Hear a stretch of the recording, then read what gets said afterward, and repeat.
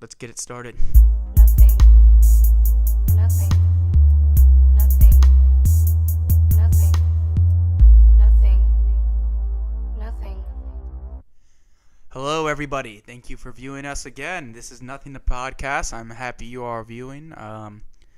For those of you who have watched our past episodes, I greatly appreciate that. I greatly appreciate all the support you're giving us and everything like that.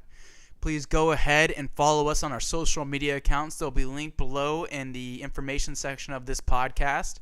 You can follow us on Twitter. We have SoundCloud. We have YouTube, obviously, if you're viewing the video content right now. We're getting on Facebook and all the other aspects on Twitter. So if you go ahead and give us a follow on all those social media accounts, we greatly appreciate that. It really helps our growth and the ability to produce more content from our growth. So we're really trying to grow and get a wider audience and get more input from all of you. I want the viewers to send me stuff. I want you all to give me articles, ideas, and things that you all want me to talk about, things that you think are important to the world today and that we should cover. This is a very interactive show we are running right now. We are not having set agendas. We are not having schedules. We want to be open to new ideas. We want to be open to new concepts and everything like that. So if you have anything that you feel needs to be reported on, I would greatly appreciate you sending that to me so I can read over it and incorporate it into our show and our program here. I want this to be for the people, for the viewers, for the disagreeers, for the agreeers. I want everyone to contribute to this show. It's almost like a social experiment or a community show, right? I would really like to target that. I would really like to get input from everyone on both sides, on every issue, on all viewpoints. I just want to hear you talk. I want to hear your mindset. I want to hear the thought process behind the mindset and why you think the way you do. So if you have anything you feel passionate about, you feel like needs to be heard, contact us. Our email is below. If you know anyone who would be an asset to this, who needs to be heard, tell them about us. We will promote them no matter what they stand for. We stand for new ideals. We stand for off-the-wall ideas. We stand for free speech. We stand for it all. We just want freedoms. We want to hear concepts. We want to hear new crazy thoughts. Because you know why? Say we have 10 bad thoughts and we have that one good thought can change everything. It could be the monumental small idea that we just didn't incorporate that could grow into something way bigger. So that's what we're looking for. We're looking for growth. We're looking for new ideas. We're looking for all of the above. So along with new ideas, let's get into new type of journalisms, right? With social media, journalism has changed exponentially.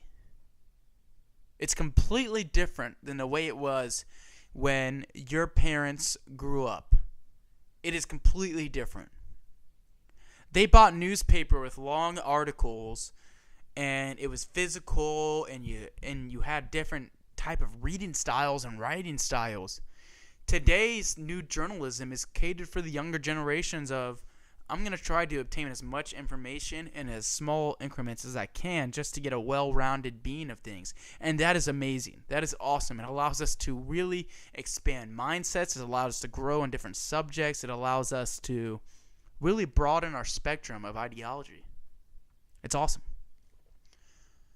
So with new journalism, this podcast is almost a version of new journalism. In fact, it is a version of new journalism.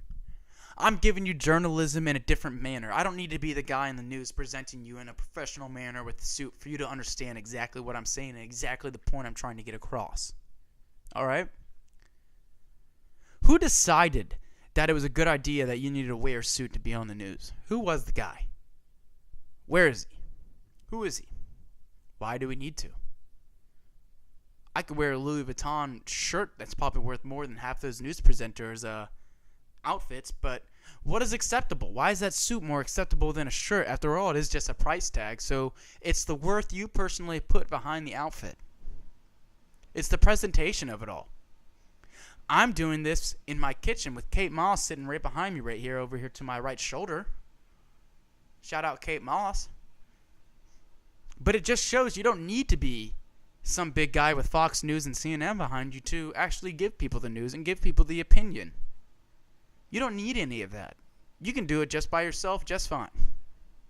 I did it just by myself just fine. I started by making Facebook statuses, and I grew. I grew interest from people telling me I should really create my own concept. I already had that in mind. But you know what? The support pushed me.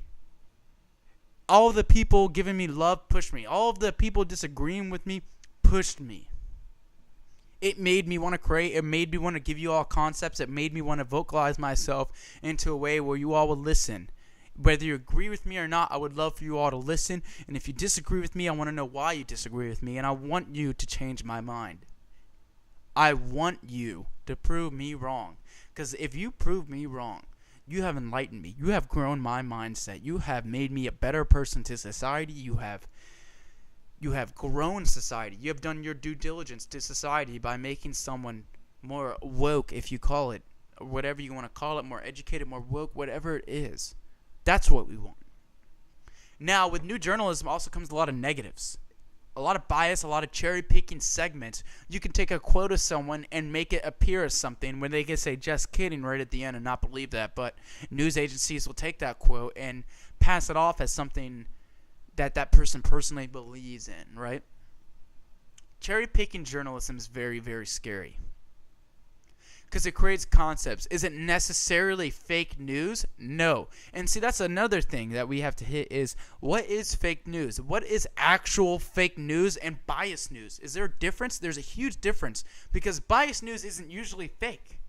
It's just very biased, very cherry-picked. They only choose certain articles and things like that. So when you get into it, it becomes its own little element. It becomes, this is fake news, but yet it's just cherry-picked news. So when we differentiate that, that's why we have to look at multiple articles and stuff like that. So getting into biased news, we have two major media outlets, Fox and CNN. Obviously, one's on one side and one's on the other. I am guilty of personally calling both of them fake news. Are they fake? No, they're just extremely biased and unprogressive, in my opinion, by not providing factual insight. I understand opinionated insight. This show is a lot of opinionated insight. But at what point, when you have a huge platform such as these people do, where it is your just duty to give facts and not bias? When you're a large organization that has a lot of influence over a lot of people, at what point should you tone your opinion down and start giving the facts? I don't know. That's up for society to decide. And a lot of people think it's an injustice how many of these news organizations are promoting their personal opinion. I know I do to an extent, but I also believe in corporations going down their own path, going down what they think is right. So if you have to have bias to fight for your belief, that's all right. Just be aware that people aren't going to agree with you, and people will be there vocally disagreeing with you. Just be prepared for that. Don't wonder why it's that way. Don't take offense to it.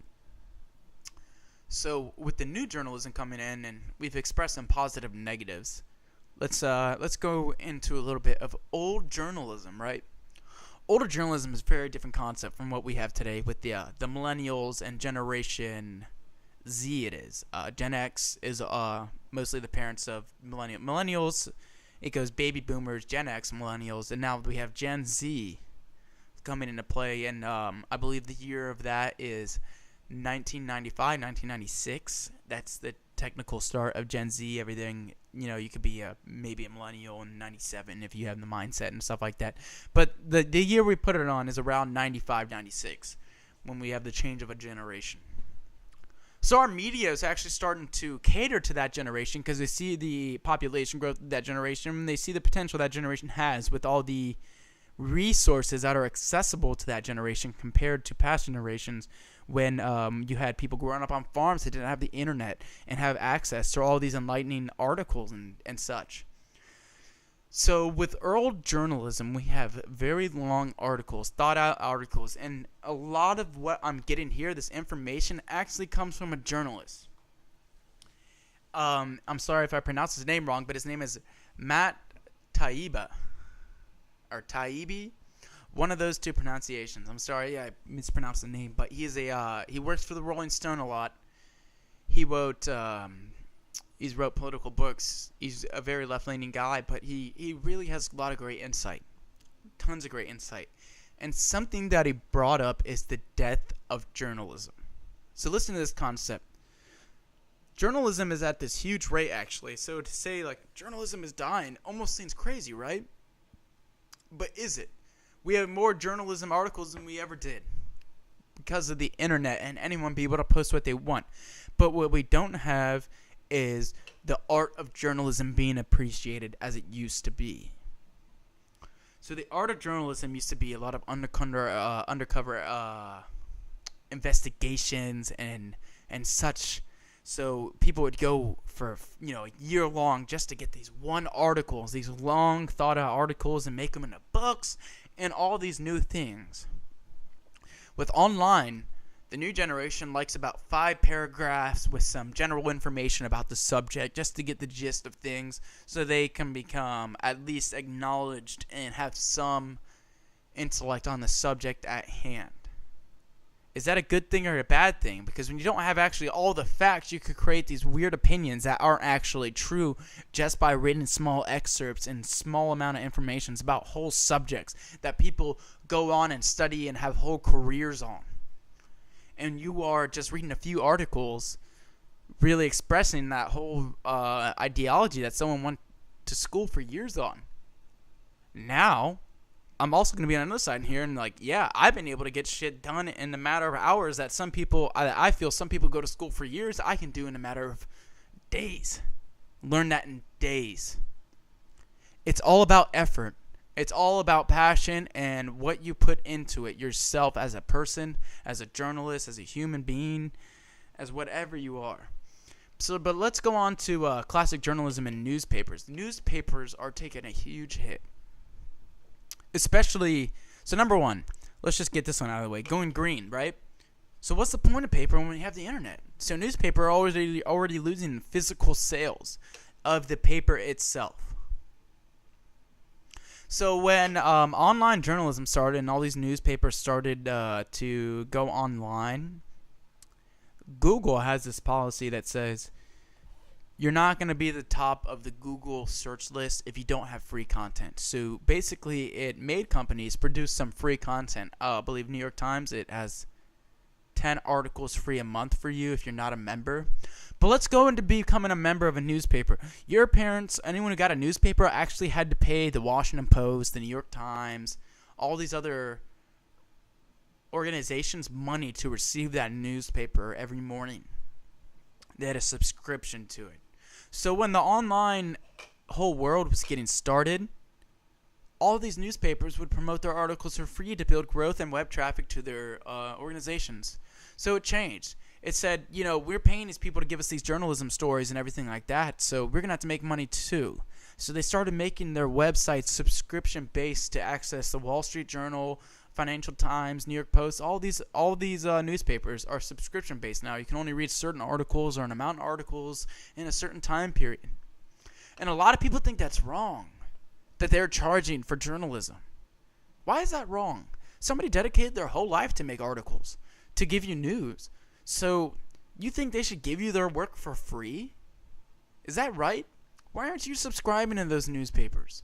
You should give them. I know I tell you to get away from Fox News and stuff like that, but they have some real articles. And I'm actually not talking about Fox News and CNN specifically. I'm really talking about Associated Press, the Wall Street Journal. These are very moderate newspapers that you can start indulging in instead of the major news networks. I don't see Wall Street Journal news on the TV, but I see them online all the time, and their articles are amazing. So why aren't we subscribing to them? We subscribe to Netflix to watch movies. Are movies more important than what's going on in the world? You're willing to pay for Netflix, but you're not willing to pay for some actual journalism and some real news articles? Someone's putting a lot of time and effort into that. It's an art form. Rap is an art form. Rock is an art form. Music as a whole is an art form. Painting pictures is an art form. Photography is an art form. Making movies is an art form. Journalism is also an art form. My podcast is an art form. You can call it entertainment. You can call it what we want. But I'm creating something. I'm creating art. Art is in the eye of the beholder. And these newspapers could use your support. I don't care what newspaper you're going to don't care if I agree with it or disagree with it. But I really want you to think. You should really support the things you believe in as a person, because it will grow. A lot of people want to say we live in some capitalist empire where everyone's greedy, but I strongly disagree. As time goes on, we become less and less greedy. Society is starting to give back more and more and more. So we should, as consumers, support what we love, and support what we like, and support what we want to grow. And if you aren't doing that and you believe in it, I suggest you really look at yourself and say, hey man, am I really standing up for what I believe in? It's just a thought for everyone, you know? And I love independent journalism. I try not to get all my shit from, all my articles from big media organizations. I like to look at a lot of third-party organizations because I like to support the small guy. I like to hear the average day man's point of view, man or female. But I honestly see a huge upgrowth in online media and online news. Why? Because we don't watch TV.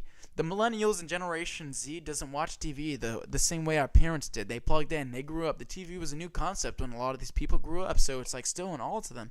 The same way they don't understand Xbox or something, or your PlayStation, is because like the TV was their Xbox, their Nintendo. You'll probably be playing video games for the rest of your life if you play video games now of some sorts. So the TV was a new invention for them, so they stuck to it. The internet was our invention. We adapted that into our generation. So when we adapt that, we need to make sure we do it right. We are the ones who are in control of the internet, the users. And that's why I hate government control over the internet. Any government laws that start infringing on the web, the last free place in the world. It's not even a free place. It's the closest thing that we have to a free world, the World Wide Web. It is the closest thing to freedom we have. Because you're allowed to share ideas, you're allowed to share all sorts of information. There are countries that only allow you to go on about 20 different websites. 80% of websites aren't accessible on Internet Explorer, Google Chrome, and all these other fixtures in the United States. So that goes to say something. A lot of those websites are very shady and have a lot of very bad content. But then again, who are we to regulate it? It's your choice to go on these websites. Your choice to look at this stuff. Now, like, I'm a strong believer in criminals will always find a way. When, can you give me the exact acronym, Christian? It's Fight Against Online Sex Trafficking. It was a law that was recently passed. And it took down Backpage and the Craigslist personal sections. The personal sections of Craigslist were somewhere where it was mainly for sex, just hookups. But a lot of prostitutes would put themselves on the personal section of Craigslist. And Backpage was basically run on just sex worker ads. SESTA. What was it? SESTA. Stop Enable Sex Trafficking Act. SESTA. Stop Enable Sex Trafficking Act. That was passed about 2 months ago. You go on to Craigslist, you go on a Backpage, it says, Craigslist doesn't. Craigslist removed it before they got taken over by the government. Go on to Backpage right now, and you'll see a CIA logo, you'll see a FBI logo, you'll see a federal. Christian, pull up Backpage right now on this computer right now and show them all the government agencies that have commandeered the website itself. And I had arguments against me that, what are you talking about? You're so bad that you're fighting against this. This stops child sex trafficking, blah, blah, blah. And to an extent, yes, this is where a majority of child sex trafficking was promoted, yes. 100%. But just because you got rid of it doesn't mean child sex traffickers are going to say, okay, I'm going to stop. You see all these warnings right here? Look at all these different government agencies that commandeered Backpage.com. It was directly after that law passed. Look how fast that was. They did that almost instantly. Instant. Sex workers are people too. The first job was prostitution. The first thing mankind paid for was sex. It was a bargaining chip. Who are we to say it's not a job? You go get a goddamn massage, don't you? You'll get your back rubbed. What's the difference? It's pleasure. What are we fighting against? Because sex taboo is to some people? Because sex needs to be some private thing to some people? Because they're offended by it? If you're offended by sex, but you're not offended by like watching some of the shit that's on the internet, if you're not offended by oppressing religion on people and trying to tell everyone to believe in Jesus, but you're offended by someone being like sexually promiscuous, then what's wrong with your mindset there?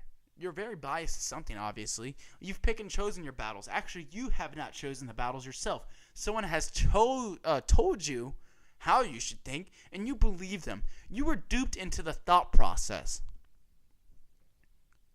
The same concept goes for breastfeeding in public and women having to wear bikini tops. Literally, think about it like this. Women just have more fat stored in their chest. They have nipples, they have skin there. All it is a higher concentrate of fat right here. And that when they have kids, they want to suck on the tit to get milk. Yet somehow somebody decided that was offensive. Who was that guy? I want to meet this man and said, so why do women have to cover their breasts but men don't? Just because it's like a different fat proportionate in that area of the chest. Are you kidding me? What is wrong with that? Why have we not woken up to that? A lot of Americans like to pride themselves on being a great country, but yet we can't look at nipples without thinking of it sexually, or thinking that a girl who wants to show her tits is a whore, or a girl who dresses slutty wants to have sex with people. That's so stupid. A girl dressing the way she wants is expression. It is basically the First Amendment. It's freedom of speech. You don't have to have a vocal speech to articulate speech. Your outfit can be your speech. So when dudes judge girls based on what they're wearing, oh, she's wearing a low dress, wearing some really short shorts, this girl's down. You're a fucking idiot, guy. Maybe those shorts give her a lot of confidence to go out. Maybe she feels very good looking in those shorts. She's not asking for it. People can feel sexy and beautiful all they want to themselves and to their partner. It doesn't mean they're going out wanting you to hit on them. Now, on the other standpoint is, when is hitting on acceptable and not acceptable? Because we are starting to create this culture of men not even wanting to ask girls out because they're afraid to get some sort of backlash that they're creepy, or that they just want sex and stuff like that, when that can't be farther from the truth. I know a lot of dudes have been like put down personally, and that girls have said the wrong thing about them, all because they generally liked a girl and they were just very interested in them and they wanted to know more. And yes, maybe they want to have sexual relations with you. Isn't that what every animal does? They perform some sort of thing to initiate mating. Other animals will like wave feathers or make certain noises. So what do? We show money, we talk articulately, we dress differently. We're doing the exact same thing animals do, but just in the human perspective of it. For anyone to say that a man or a female hitting on their own sex or the opposite sex or whatever sex you want to identify as is wrong is dumb. How are we supposed to progress? How are we supposed to connect? Now, if you are one of those people who are like, okay, I'm fine with dudes hitting on me, but I want them to say, if I tell them to stop, you need to be able to have the intuition, the self-fortitude to tell someone no. Women don't feel afraid to tell a guy no. And guys don't take it the wrong way if a girl tells you no. Stop feeling like you're entitled to women because you bought them a drink, because you bought them dinner. But women, stop playing the guy, asking, getting them to take you out to dinner, and vice versa. I mean, it's really a two-way street here. We've all experienced, I feel like, on both sides of the street at some point. Everyone's guilty to some extent of something. That's why I don't really understand when people always put someone on blast for like something wrong they did. A lot of things can happen in the spur of the moment, especially based off emotion. That's why I do try to take my emotion and my personalization out of subjects when I talk about them to you all as much as I can. But that's impossible. We're not computers. So everything we say has to have some sort of emotion attached to it. We're not computers. We're not robots. So I try to bring myself out of the argument as much as possible and give it to you all from a factual point of view. But we're all born with bias, like I said in a previous episode, is that we are born with these things inside of us, these very instinctual concepts that our mind has created and adapted to over the times of thousands and thousands of years of survival and instinct. It has all come into play for a very good reason. So we have a lot of things we need to work out as civilizations and really separating us from the animals to humans. But at the end of the day, we are animals. At the end of the day, we all start as very small cells. Tiny, microscopic.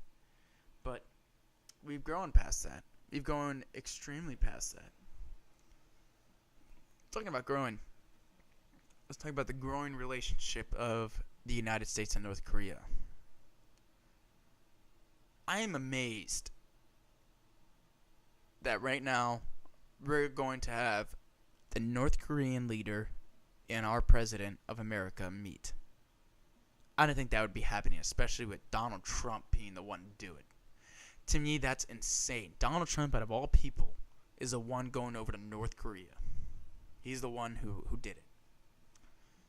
But, Christian, can you pull up the statement Donald Trump made about the 3 prisoners that were just released from North Korea? The ones that were held captive there for a little bit. Donald Trump went on to say something about them. He said something along the lines of how fairly and good they were treated. How fair and good they were treated.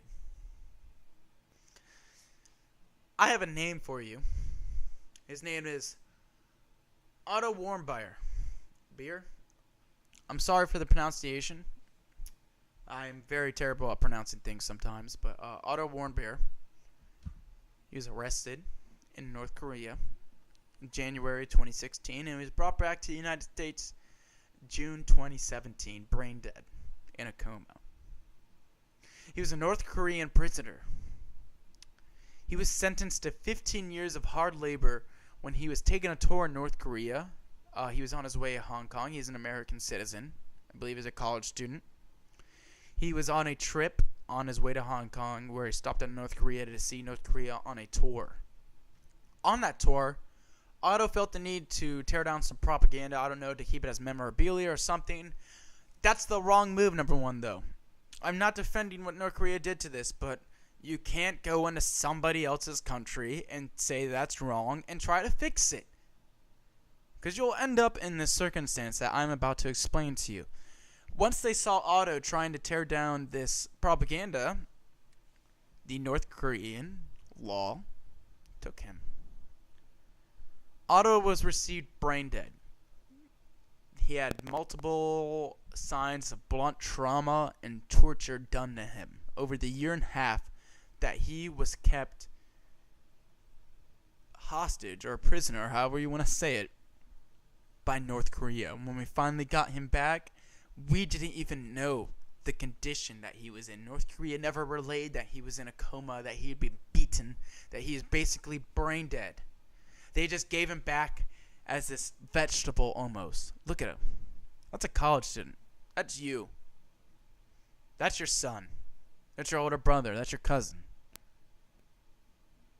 Did he make a stupid mistake by tearing down propaganda? Yes. Did he have to be beaten brain dead for it? No. So why is Trump saying that? Why is Trump almost glorifying the way the 3 prisoners that were released were treated? Why is he glorifying? We can't forget that. North Korea's sins can't be washed away just because they decided to release 3 more of the Americans that they held prisoner. We must remember Otto. Otto did something for the world for us. Was it right? That's all your opinion. Personally, I don't think you should go into another country and tell them what to do. But also, North Korea is a very oppressive country. Correction versus oppression. It is time to correct North Korea. It is time to tell them what is right versus wrong. They oppress their people. That tour that Otto went on, let me tell you, that wasn't North Korea he saw. They pay their citizens to act like they live in some community, and they only take them on very certain routes within North Korea to portray that they have this really beautiful civilization where everything works. They have supermarkets, but they don't show you the back end of it. They don't show you behind the scenes. They only show you what is in front of the ruse and everything like that. So we need to stop letting them get a free pass now. Trump needs to not say they were treated good. Trump needs to say it was expected that they should be released. We should hold a standard of how prisoners of war are treated. Otto should never happen again. Any country that lets this happen to Otto is guilty. We actually have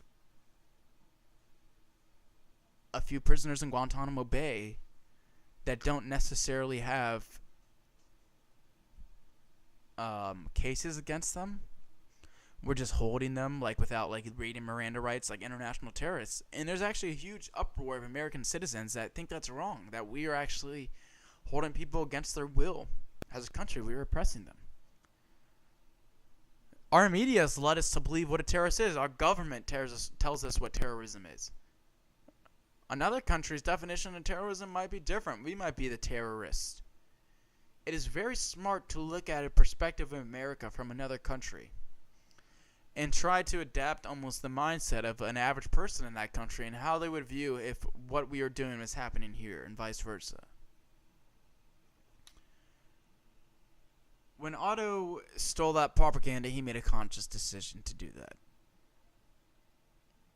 I'm not defending North Korea's actions, but as people, I think we should all be very cognizant of what we do at all times. And it's hard to, especially with emotion. The turmoil in America is growing every day, it seems. But I'm an optimistic, and I think we will work our problems out. I think we'll come to some conclusion, some moderate decision of the American public that we can really hold on to and grasp.